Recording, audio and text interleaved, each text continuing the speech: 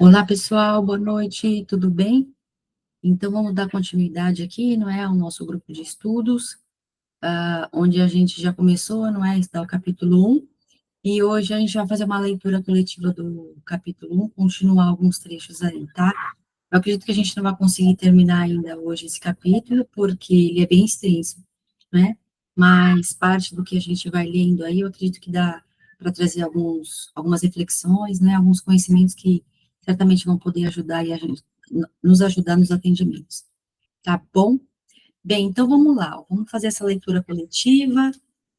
Já peço desculpa, que eu acho que está chegando algum barulho aí de fundo, né? Que aqui na no meu prédio tem uma quadra aqui ao lado e as crianças aí ficam jogando bola e deve vir barulho de fundo, mas eu acredito que não vai interferir muito aqui nos nossos estudos. Tá bom, eu tô olhando aqui para onde que eu vou clicar. Bem, então vamos lá, ó. Eu vou ler aqui, estou com o livro, não sei se você tem esse livro aqui, né? Terapia dos Esquemas, é ele que a gente está estudando, e a gente vai dar prosseguimento da onde a gente parou, né, na aula passada. Então, a gente vai continuar aí, tá, na página 23, que se chama Característica dos Esquemas Desadaptativos Remotos. Tá, vamos lá. Ó. Aliás, antes de começar, eu confesso para vocês que eu não li ainda esse trecho, tá? Eu vou ler aqui literalmente junto com vocês, e certamente vai trazer conhecimento para nós neste momento, e, como eu disse, reflexões, né? Vamos lá. Ó. Examinaremos algumas das principais características dos esquemas. De agora em diante, usaremos os termos esquemas em lugar de esquemas desadaptativos remotos, de forma praticamente intercambiável. Deixa eu aumentar a luz aqui. Consideremos pacientes que tenham um dos 4 esquemas mais prejudiciais em nossa lista de 18 esquemas. Abandono e instabilidade, desconfiança, abuso, privação emocional e defectividade e vergonha. Quando era crianças, esses pacientes foram abandonados, vítimas de abuso, negligenciados ou rejeitados. Quando adultos, seus esquemas são ativados por eventos que percebem inconscientemente como semelhantes às experiências traumáticas de sua infância. Quando se ativam desses esquemas, experimentam uma forte emoção negativa, como aflição, vergonha, medo e raiva. Então, olha só que interessante, né? Vem que a gente pode chamar dessa valência emocional, né? Quando ativam os esquemas. Eu falo isso muito para os meus pacientes, né? Quando ativa, eu trabalho com eles também com a TCC, né? E aí eu falo para eles, quando ativar crenças ou esquemas, o sinalizador, vamos dizer assim, que eu falo para eles, é o emocional, como eles se sentem ali. Então, ali eles já podem começar a perceber que ativou algo, né? Então, continuando. Nem todos os esquemas fundamentam-se em traumas ou maus tratos na infância. Na verdade, uma pessoa pode desenvolver um esquema de dependência e incompetência sem vivenciar uma única situação traumática na infância, tendo sido uma criança completamente abrigada e super protegida. Contudo, embora nem todos os esquemas possuam o trauma como origem, todos são destrutivos, e a maioria é causada por experiências nocivas repetidas regularmente durante a infância e a adolescência. Eu até grifei esse ponto, tá? Olha aí, experiências nocivas repetidas regularmente durante a infância e adolescência, tá? Os efeitos de todas essas experiências nocivas relacionadas acumulam-se e juntos levam ao surgimento de um esquema pleno. Os esquemas desadaptativos remotos lutam para sobreviver. E deixa eu dar uma pausa aqui, tá? Remotos. Quando aparecia essa palavra aqui no livro, eu não entendia, né, por que falava remotos. Remotos é lá da infância, né? É lá daquele passado, né, que está ali no inconsciente. E por isso que se chama desadaptativos e remotos, tá? Me corrija se eu estiver errada, Afinal, a gente está desenvolvendo um estudo aqui juntos, né? Então, vamos lá, continuando. Como mencionamos anteriormente, isso resulta da necessidade instintiva que todos os seres humanos têm de coerência. O esquema é o que o indivíduo conhece, embora cause sofrimento, é confortável e familiar, e ele se sente bem. As pessoas se sentem atraídas por eventos que ativam seus esquemas. Olha isso que forte, hein? Vou repetindo. As pessoas se sentem atraídas por eventos que ativam seus esquemas. Trata-se de uma das razões pelas quais os esquemas são tão difíceis de mudar. Os pacientes os consideram verdades a priori, de modo que influenciam o processamento de experiências posteriores, cumprindo um papel crucial na forma como os pacientes pensam, sentem, agem e relacionam-se com os outros. Paradoxalmente, levam os pacientes a recriar inadvertidamente, quando adultos, as condições da infância que lhes foram mais prejudiciais. Os esquemas começam no início da infância ou na adolescência, como representações do ambiente da criança baseadas na realidade.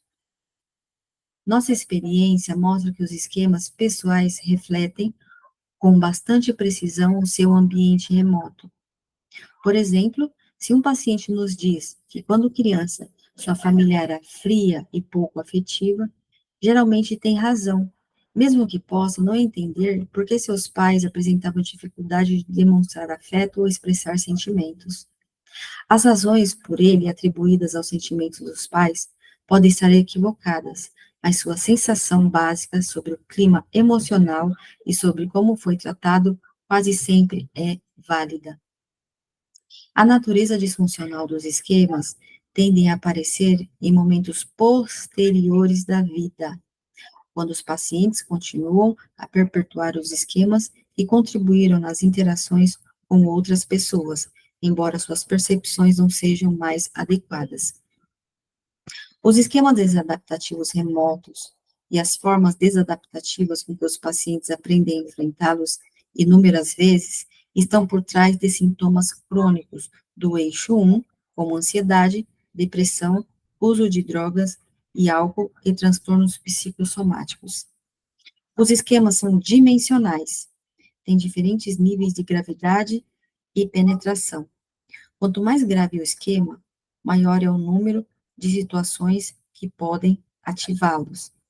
Dessa forma, por exemplo, se o indivíduo, desde cedo e com frequência, passa por críticas extremas e de ambos os pais, o contato que essa pessoa terá com quase qualquer outro indivíduo provavelmente ativará um esquema de defectividade.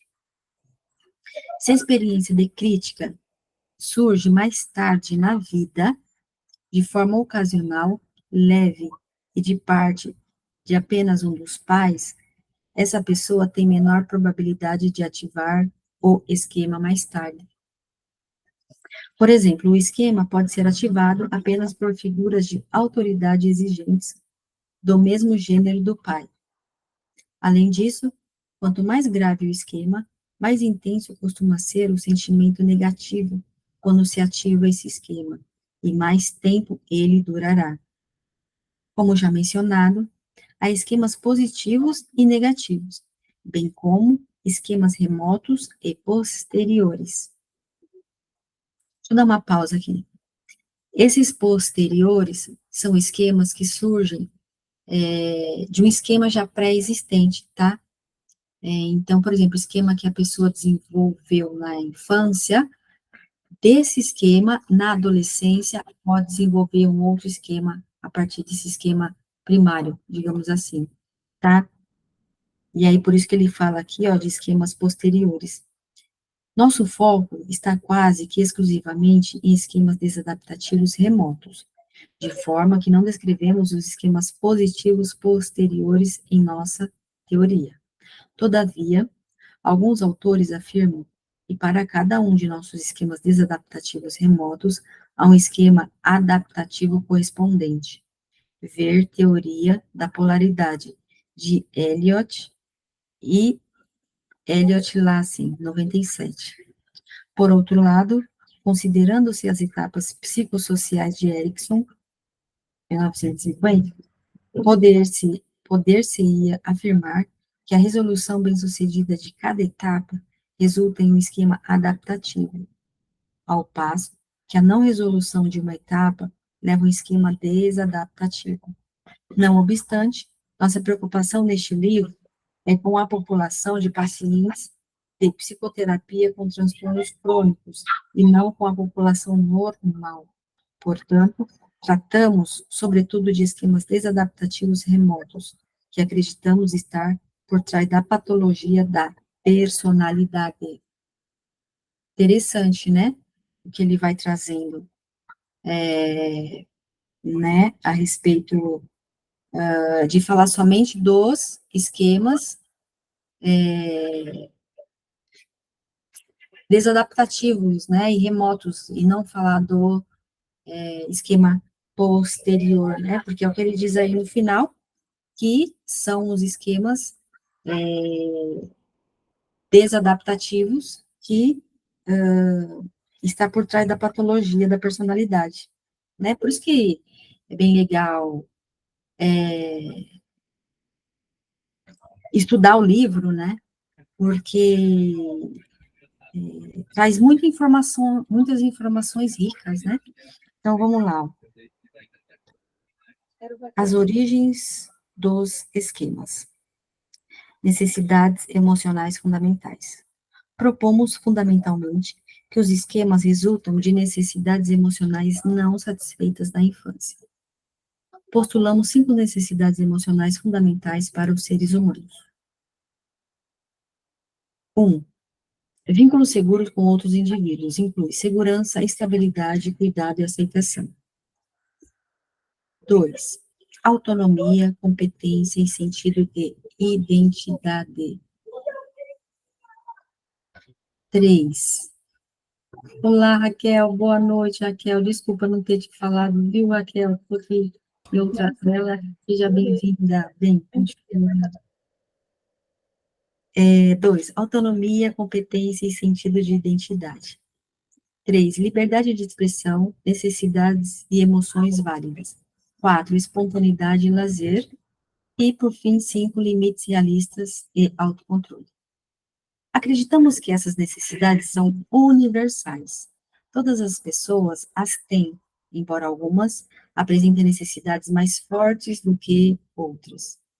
Um indivíduo psicologicamente saudável é aquele que consegue satisfazer de forma adaptativa as necessidades emocionais fundamentais. Ou seja, né, ele se tornar um indivíduo autônomo, acredito eu. A interação entre o temperamento inato da criança e o primeiro ambiente resulta na frustração em lugar da gratificação dessas necessidades básicas. O objetivo da terapia do esquema é ajudar os pacientes a encontrar formas adaptativas de satisfazer suas necessidades emocionais fundamentais. Todas as nossas intervenções constituem meios dirigidos a esse fim. Olha que legal, né? Essa teoria ela é bem esclarecedora, né? E, por fim, que eu não vou me estender muito, porque eu tenho um esqueminha para compartilhar a tela, que eu montei, que faz uma amarração, sabe, do que é o início aí da terapia dos esquemas, e eu acredito que ajuda muito, vai ajudar. Continuando. Primeiras experiências de vida. Experiências de vidas nocivas configuram a origem básica dos esquemas desadaptativos remotos.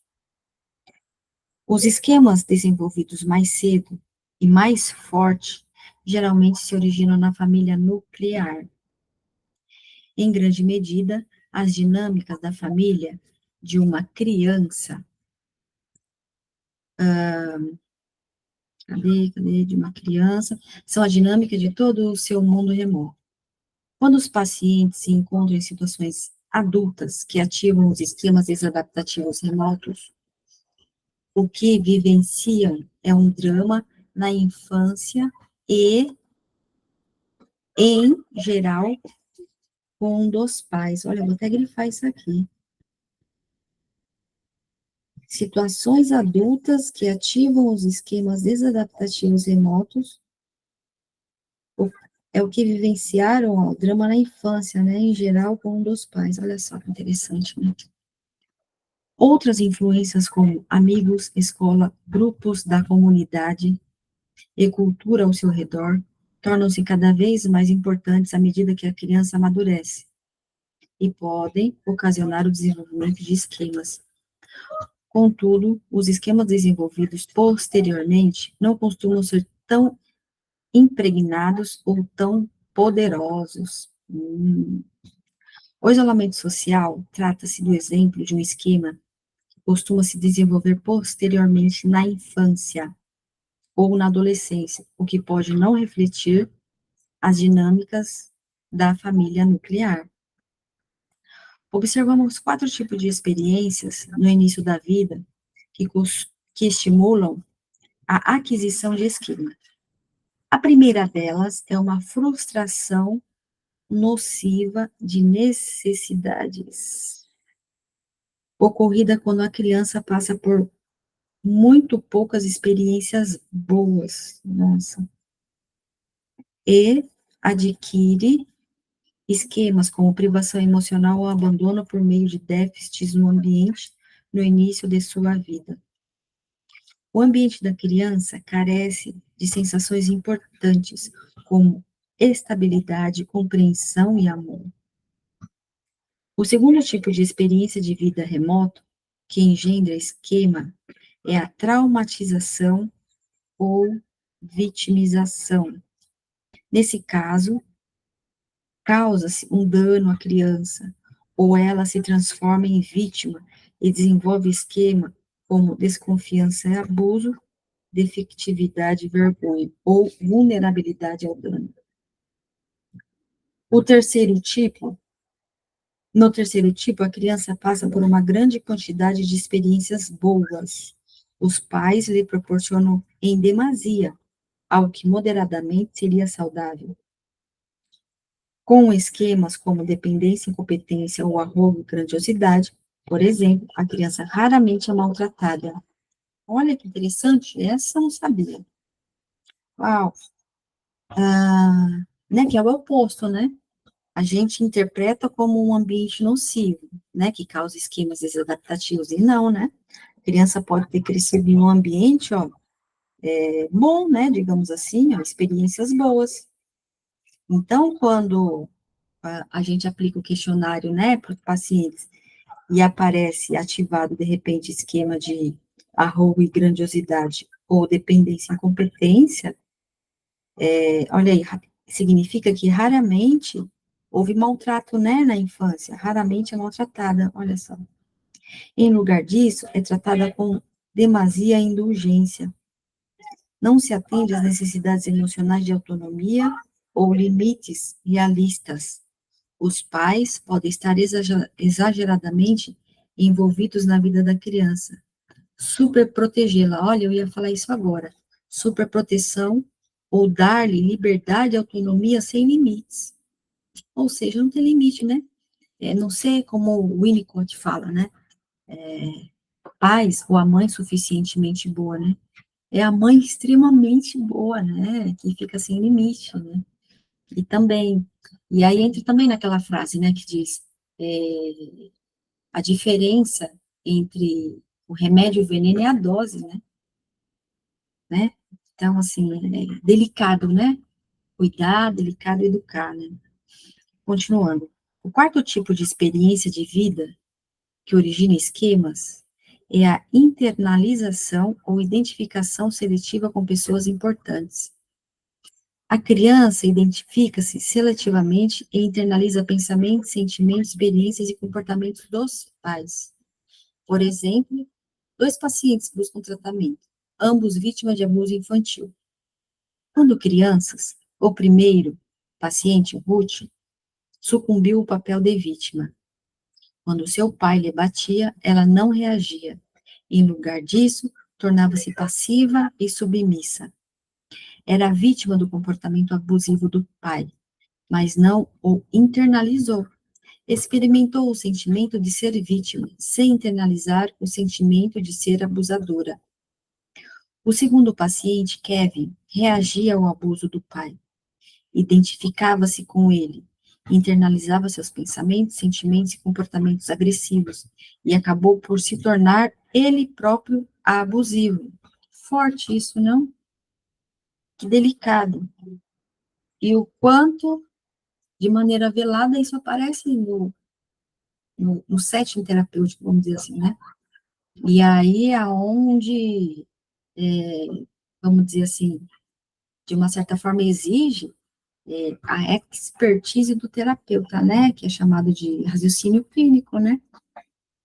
Para a gente ver se internalizou ou não internalizou esse pai abusivo, né? Tirando como base esse exemplo. Então, continuando. Esse exemplo é extremo.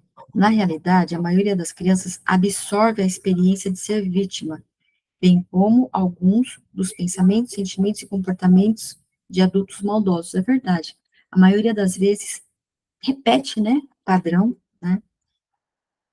Em outro exemplo, dois pacientes se apresentam com esquemas de privação emocional. Quando crianças, ambos tinham pais e mães frios e se sentiam solitários e não amados. Deveríamos pressupor que, quando adultos, ambos haveriam se tornado emocionalmente frios? Não necessariamente. Embora os dois pacientes saibam o que significa receber frieza, eles próprios não são necessariamente frios. Como discutiremos a seguir, na parte sobre estilos de enfrentamento, em lugar de se identificar com os pais frios, os pacientes podem enfrentar os sentimentos de privação com atitude de cuidadores, ou, por outro lado, carentes, sentindo-se com direitos.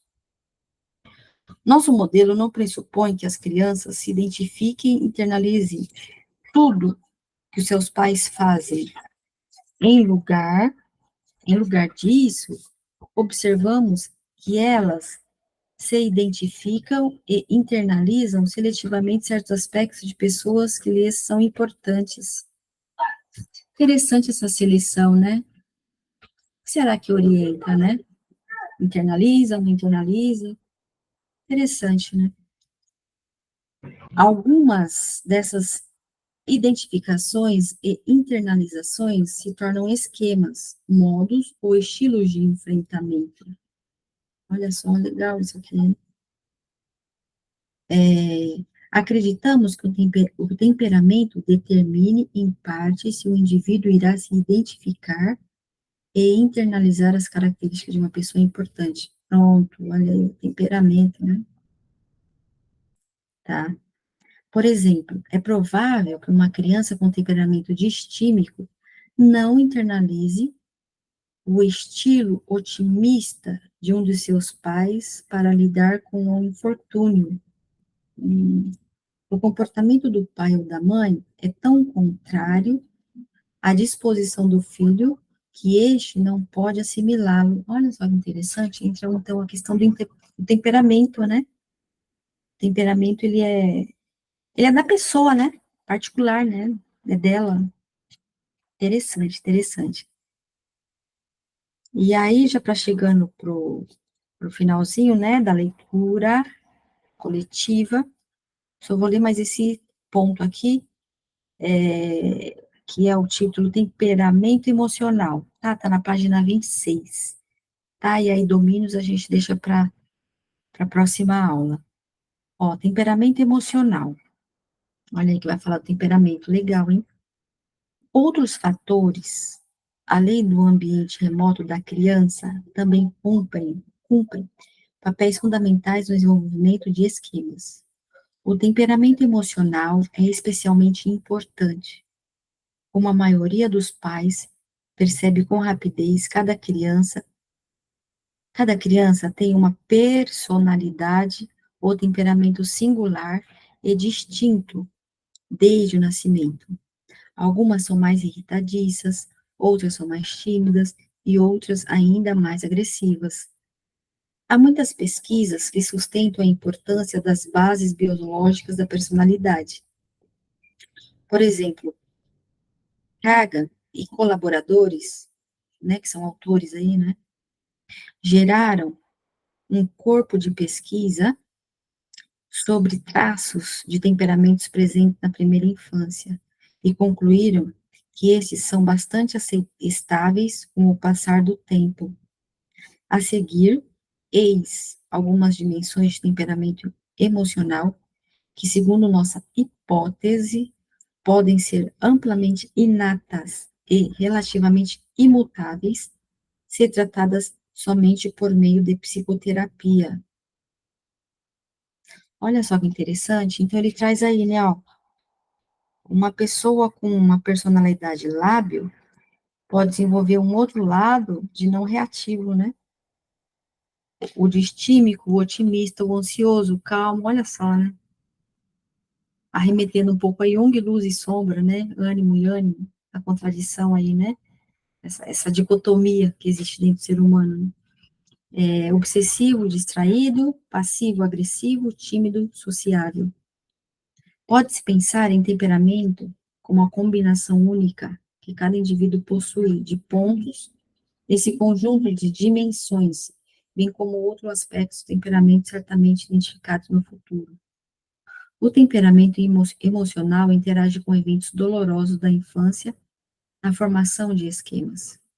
Diferentes temperamentos expõem, de forma seletiva, as crianças a diferentes circunstâncias de vida. Por exemplo, uma criança agressiva pode ter mais probabilidade de evocar abuso físico de pai ou mãe violento do que uma criança passiva aplacada. Além disso, diferentes temperamentos tornam as crianças distintamente suscetíveis a diferentes circunstâncias de vida. Dado o mesmo tratamento por parte dos pais, duas crianças podem reagir de formas muito diferentes. É verdade, né? Acho que não só duas crianças com idades diferentes, né, os irmãos, mas até mesmo gêmeos, né? Nem sempre eles são totalmente iguais, assim, né?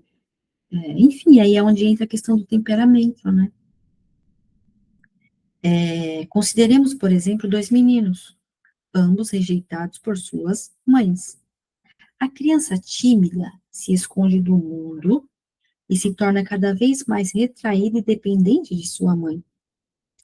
Olha aí, interessante, hein? Já a criança sociável se aventura e estabelece outras conexões mais positivas.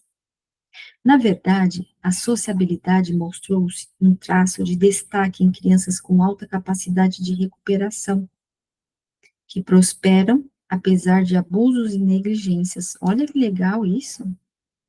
A sociabilidade né, que olha só se mostra uma maior capacidade de recuperação. E penso que de repente a criança que é sociável é uma criança que ela é de uma certa forma extrovertida, né? Porque o exemplo foi dado aí acima de uma criança tímida, né? Pode contribuir aí, de repente, para um sofrimento maior, né? Para um adoecimento, até mesmo uma patologia, né? Em nossa observação, há possibilidade de um ambiente remoto extremamente favorável ou adverso sobrepujar em muito o temperamento emocional. Por exemplo, um ambiente seguro e amoroso em casa pode tornar até mesmo uma criança tímida bastante amigável em algumas situações, ao passo que, se o primeiro ambiente remoto é de rejeição, até mesmo uma criança sociável pode se tornar retraída. Então, assim, o quanto o ambiente tem influência aí, né, no que aquela criança, né, ou aquele ser humano, como ele pensa, como ele sente, como ele se comporta, né? Não é só sobre personalidade, né? Algo singular ali, particular dele, mas tem que ver também como é que foi esse ambiente, se está sendo esse ambiente, né? Se contribui para uma evolução, desenvolvimento, crescimento, não é? Ou se não, né? Se reprime, prejudica, né? Enfim, onde eu parei? Tá. Da mesma forma, a chance de um temperamento extremamente emocional sobrepujar o ambiente comum e produzir psicopatologias sem justificativa aparente do histórico do paciente. Olha aí, não?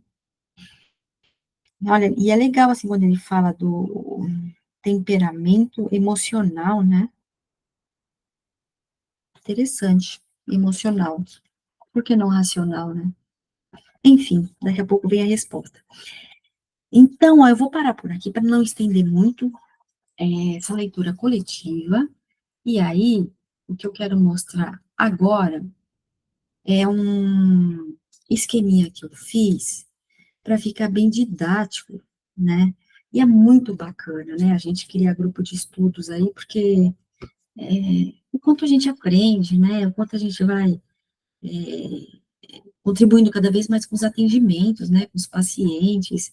E, enfim, né? Acho que estudar não tem fim, é sempre, né? Porque vem tantos casos, né? Diferentes e como conduzir, né? Como abordar, né?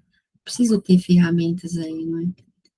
Eu não sei, né, quem já atende, mas da minha experiência, o que eu percebo é que quanto mais estudo eu vou tendo, estudo no sentido de leitura mesmo, sabe? Sentar na cadeira ali e focar, enquanto os atendimentos ficam ricos, sabe?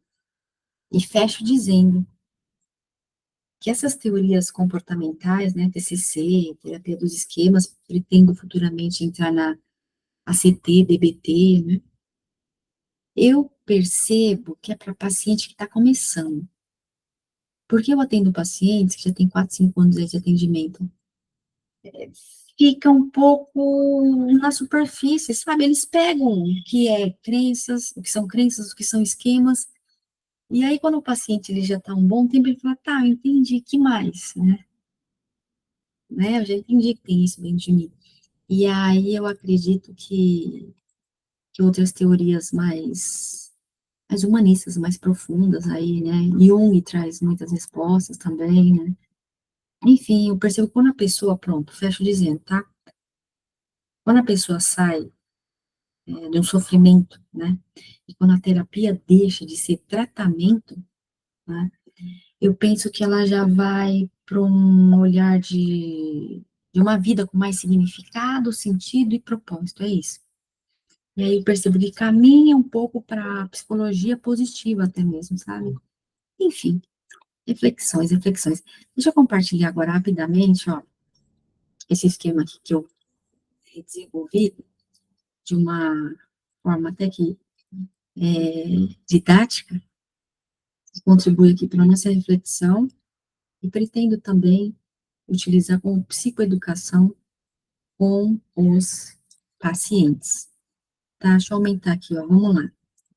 Olha só como eu coloquei, me corrijam se eu estiver errada, deixa comentários aí, que daqui a pouco esse vídeo vai para o YouTube, enfim. Mas eu estou aqui também como aluna, né? A gente está nesse lugar, a gente sempre aprende. Então, vamos lá, eu coloquei assim, tá? Ó. Origem dos esquemas desadaptativos, né? Como que ele se dá, né? Quando o indivíduo, a pessoa, não tem 5 necessidades emocionais, aliás, 5 necessidades emocionais que não foram atendidas na infância, né? Quando ela não tem essas 5, desenvolve esquemas desadaptativos. Bem, quais são essas 5 necessidades emocionais, ó? Eu coloquei aí, ó. Primeiro, vínculo e aceitação. Segundo, autonomia, competência e sentido de identidade. A gente leu aí agora há pouco, né? 3, liberdade de expressão, necessidades e emoções válidas. 4, espontaneidade e brincadeira.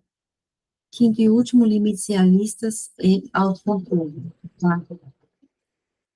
Quando a primeira necessidade não é atendida, vai resultar um domínio chamado desconexão e rejeição, tá? E o que que ele diz? Trouxe isso aqui do livro, tá? Que a gente aí tá lendo, ó. O que que seria desconexão e rejeição? Expectativa de que as necessidades de ter proteção, segurança, estabilidade, cuidado e empatia, de compartilhar sentimentos e de ser aceito e respeitado, não serão satisfeitas de maneira previsível. Sim, aí eu comecei a colocar aqui a origem familiar e não, acho que eu não coloquei nos outros, tá? Porque eu estava desenvolvendo esse esqueminha aqui hoje. Então, ó, qual é a origem familiar desse domínio? Ó, é uma família distante, fria, rejeitadora, refriadora, solitária, impaciente, imprevisível e abusiva, tá? Modelo de família desse domínio, não é?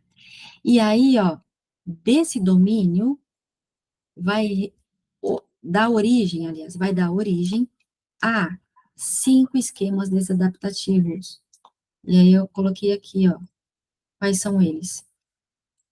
Abandono e estabilidade, instabilidade, né, ó, desconfiança e abuso, privação emocional, defectividade e vergonha, isolamento social e alienação. Eu coloquei aqui, ai, saiu. Ó, eu coloquei aqui, em cada um dos esquemas, né, o que significa cada um deles, mas eu não vou ler para não ficar tão extenso, tá? Porque tem aí no livro, né, ó, na página 28, tá? Tem aí os detalhes de todos os esquemas que eu coloquei aqui, é que eu peguei no livro, tá? E se você não tiver o livro, eu tenho em PDF, de repente, tá? Se precisar. Então, ó, voltando. Agora, a gente vai para a próxima necessidade que não foi atendida, ó. Autonomia, competência e sentido de identidade. Vai dar origem para o domínio, ó, autonomia e desempenho prejudicados, que significa expectativas sobre si mesmo e sobre o ambiente que interferem na própria percepção da capacidade de se separar, sobreviver, funcionar de forma independente ou ter bom desempenho. A família de origem, a família de origem costuma ter funcionamento emaranhado, solapando a confiança da criança, super protegendo ou não estimulando a criança para que tenha um desempenho competente extrafamiliar. Ah, então acho que eu coloquei todos aqui a origem familiar, tá? Aliás, o estilo de família, né? E aí, dentro desse domínio, vai dar origem a 4 esquemas desadaptativos, que são esses, ó. Dependência, incompetência, vulnerabilidade ao dano ou doença, emaranhamento self-subdesenvolvido e fracasso, né? Esses 5 esquemas desadaptativos, tá? Próximo. Quando a criança não tem a necessidade de liberdade para expressar necessidades e emoções válidas atendidas, vai dar origem, olha só, às vezes ele fica falha aqui. Deixa eu olhar aqui, ó. Vai dar origem a, deixa eu ver, necessidade de liberdade, de expressar necessidade, direcionamento para o outro, tá? Não tá aparecendo aqui, às vezes esse mapa mental buga aqui. Aí, agora ele, ó, na hora que eu clico, ele aparece, olha. Direcionamento para o outro. Foco excessivo nos desejos, sentimentos e solicitações dos outros, à custa das próprias necessidades, para obter aprovação, manter o senso de conexão e evitar retaliação. Geralmente, envolve a supressão e a falta de consciência com relação à própria raiva e às próprias inclinações naturais. A origem familiar típica caracteriza-se pela aceitação condicional. As crianças devem suprimir importantes aspectos de si mesmas para receber amor, atenção e aprovação. Em muitas famílias desse tipo, as necessidades emocionais e os desejos dos pais, ou sua aceitação social, seu status, são valorizados mais que as necessidades e sentimentos de cada filho. Olha isso que forte. Tá falhando aqui porque eu já lembrei. É porque tá meio carregado, sabe, de informação, é por isso que ele fica falhando aqui. E aí, esse domínio vai dar origem a 3 esquemas desadaptativos, que é a subjugação, autossacrifício, busca de aprovação e de reconhecimento, tá? E a próxima necessidade, que é, ó, quando não tem atendida a espontaneidade e brincadeira, vai dar origem, olha aí como deu erro, falei, bem, vai estar voltando, vai dar origem, deixa eu diminuir aqui um pouquinho, pronto. Espontaneidade e lazer, quando não é atendida, vai dar origem ao domínio, supervigilância e inibição. ênfase excessiva na supressão dos próprios sentimentos, impulsos e escolhas espontâneas, ou no cumprimento de regras e expectativas internalizadas e rígidas sobre desempenho e comportamento ético, à custa da felicidade, autoexpressão, descuido com os relacionamentos íntimos ou com a saúde. A origem familiar típica é severa, exigente e às vezes punitiva. Desempenho, dever, perfeccionismo, cumprimento de normas, ocultação de emoções e evitação de erros predominam sobre o prazer, sobre a alegria e sobre o relaxamento. Geralmente há pessimismo subjacente e preocupação de que as coisas desabarão se não houver vigilância e cuidado o tempo todo. Bem, de certa forma, uma família tóxica, né? Enfim, porque impacta, né, na saúde mental da criança. E aí, desse domínio vai dar origem a 4 esquemas desadaptativos, que são o negativismo e pessimismo, inibição emocional, padrões inflexíveis e postura crítica exagerada e postura punitiva, tá? E já finalizando aí, ó, a última necessidade, quando não é atendida, né, que é limites realistas e autocontrole, vai dar origem para o domínio, limites prejudicados, que diz, né, ó, deficiência em limites internos, responsabilidades para com outros indivíduos ou orientação para objetivos de longo prazo. Leva a dificuldades de respeitar os direitos alheios, cooperar com outros, estabelecer compromissos ou definir e cumprir objetivos pessoais realistas. A origem familiar típica caracteriza-se por permissividade, excesso de tolerância, falta de orientação ou sensação de superioridade, em lugar de confrontação, disciplina e limites adequados em relação a assumir responsabilidades, cooperar de forma recíproca e definir objetivos. Em alguns casos, a criança pode não ter sido estimulada a tolerar níveis normais de desconforto e nem ter recebido supervisão, direção ou orientação adequada. Bem, ao que me parece, se aproxima muito de uma família que super protegeu, né? Onde o livro estava falando, né, anteriormente, aí um dos trechos, sobre vim de uma família, né, de superproteção. E aí, esse domínio dá origem a 2 esquemas desadaptativos, que no caso são, né, arrobo, grandiosidade e autocontrole e autodisciplina insuficientes. Tá? Bem, então é isso que eu queria trazer hoje aí, com uma reflexão, né, falar um pouco aí desses esquemas, e quis fazer até esse modelo, porque para ficar até visual para mim, né, didático, acho que fica mais claro, porque, né, quando, tiro base por mim, quando eu estava fazendo na época o curso, né, da terapia dos esquemas, é quase que uma equação matemática, né, para a gente entender de onde que vem, né, enfim, quais os esquemas aí que, que são originados, né, por que eles surgem. Então, eu acho que dessa forma fica mais didático, né. E aí, no nosso próximo encontro, eu vou trazer um mapa mental, porque isso aqui é chamado mapa mental, né,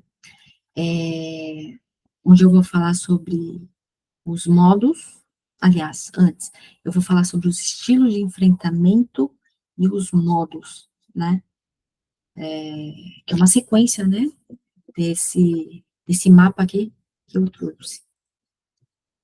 E para finalizar, como sempre, eu sempre falo rapidamente a respeito o projeto que eu estou desenvolvendo aí, não é? Ele é direcionado para psicólogos, terapeutas que estão iniciando, tá? Onde eu desenvolvi esse projeto devido a perguntas que às vezes as pessoas vão fazendo, né, e tudo mais. E aí, o que que eu fiz? Eu decidi empacotar o meu conhecimento. Eu coloquei em formato de quase que um curso, né? Numa plataforma de assinatura, tá? Onde eu coloquei o nome de clube de psicoterapeuta, tá? Que são para psicólogos iniciantes, e aonde eu coloco esses conteúdos. Ali nele, ó, que eu falo sobre ferramentas de divulgação, como utilizar as redes sociais como business, né? Negócios, como fazer dinheiro com diferentes serviços, bem como grupo de assinatura, livros, e-books, roda de conversa, entre outros, né? Que eu coloco lá. Como utilizar o Canva, que no caso é essa plataforma aqui, tá? Que eu estou utilizando, né, para fazer essa animação aqui, tá? Que é o Canva. Tem secretária eletrônica, né? E muitas outras aulas que eu vou colocando lá, tá? E como bônus, eu coloquei lá uma aula secreta do que me fez crescer aí na psicologia, né? Eu conto um pouco lá. Lá tem o grupo de estudos, que é isso que a gente está fazendo aqui. Grupo VIP de WhatsApp para interação e dúvidas. Coloquei guias também com formulário de TCC, da terapia dos esquemas, as aulas gravadas de TCC e algumas aulas que eu coloquei lá também de supervisão gravadas, tá? E o valor mensal são R$ 37 aí por mês. Tá bom? Então é isso, e aí a gente finaliza, né? Como deixo sempre aí bons estudos para nós. Então é isso, tá bom? Beijo, até mais. Tchau, tchau. Qualquer coisa a gente se fala no grupo ou podem deixar mensagens aqui abaixo se você vê esse vídeo pelo YouTube, tá bom? Então é isso. Um beijo para você. Até mais. Tchau, tchau.